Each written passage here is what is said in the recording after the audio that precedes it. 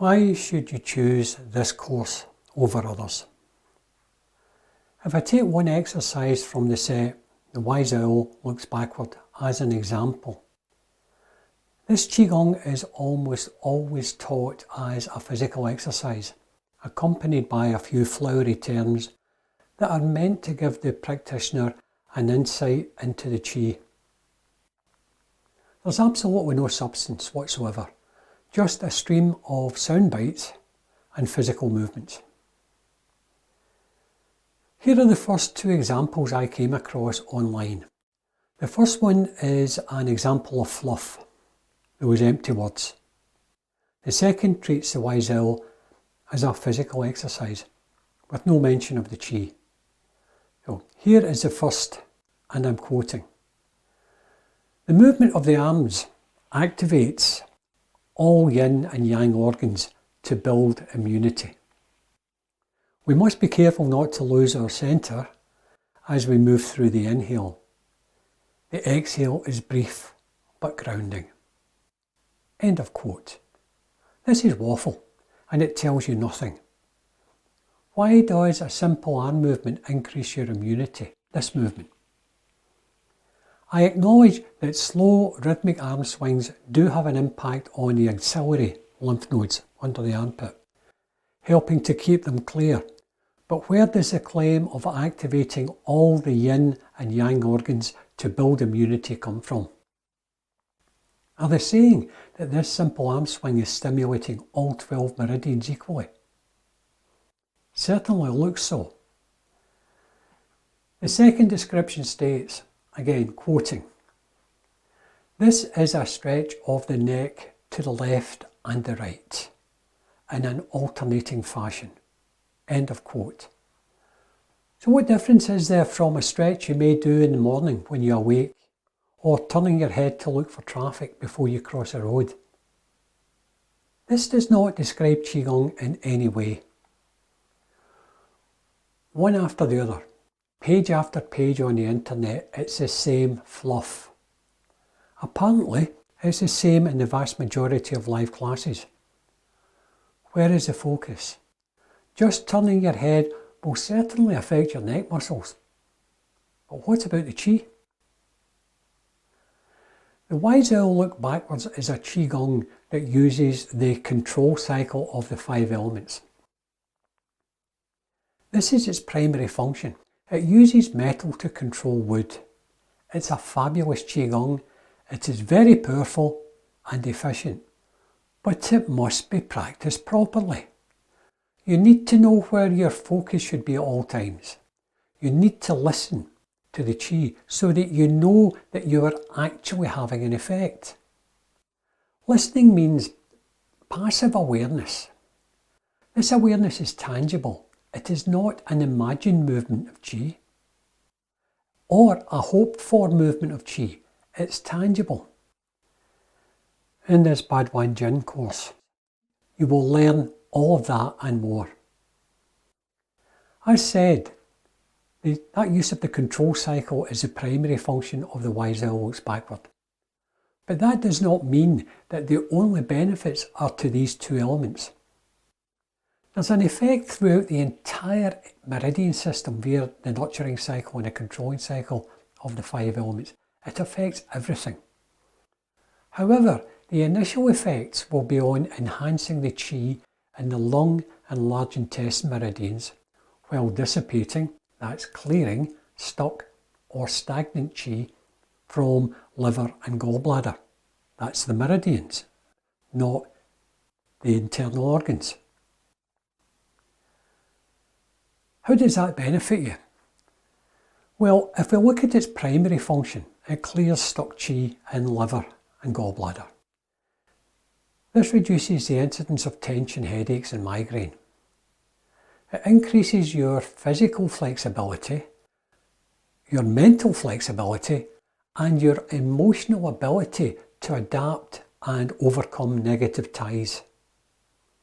Now let's take it one meridian at a time. The additional benefits of this Qigong can deal with the following disharmonies in these 4 meridians.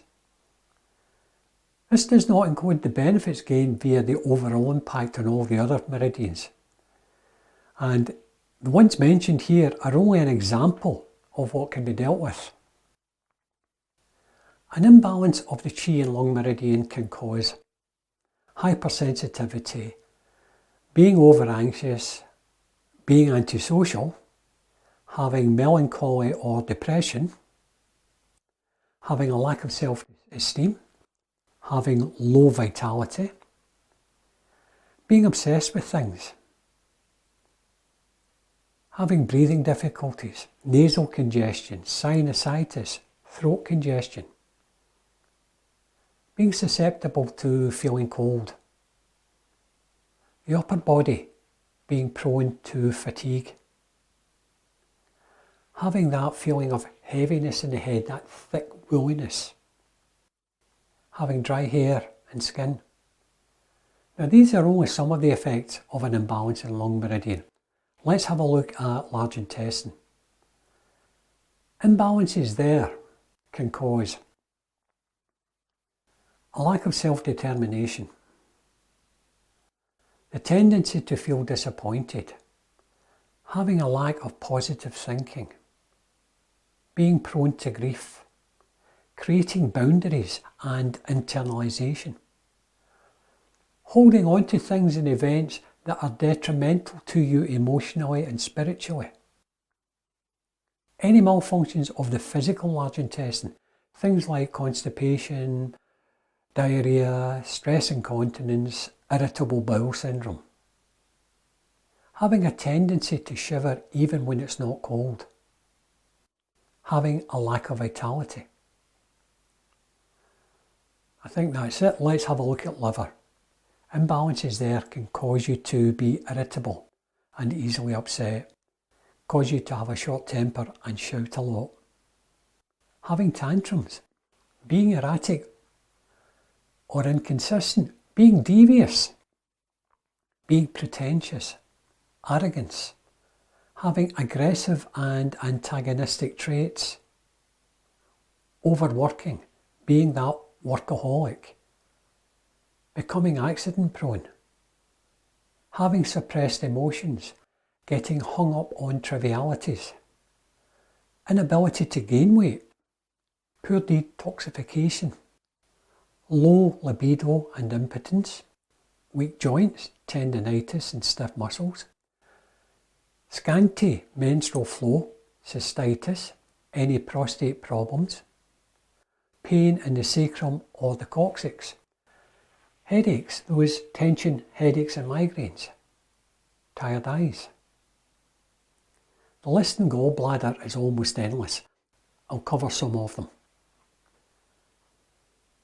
A lack of determination, sudden fatigue after tension, being unnaturally timid, having strained nerves, being a light sleeper, having an overall lack of energy, pushing yourself too much, taking on too much responsibility, often knowing that it's way above your ability, impatience, micromanaging things, back to tired eyes, poor digestion, gastric hyperacidity, gaining weight too easily, neuralgia, dull, weak eyesight, tendinitis, tennis elbow, bursitis, gallstones, bloated stomach, pain in the rib cage, even down to things like having a bitter taste in the mouth. Now, those are the ones I can remember. I'm sure I've missed a lot. It gives you an idea of what benefits there are within this one example, one Qigong. However, some of those benefits might be achieved more efficiently and effectively with a different Qigong, one that targets the particular imbalance as its primary function. This takes me back to the fluffy claims that are made for each of the Ba Duan Jin. And this set is not alone here.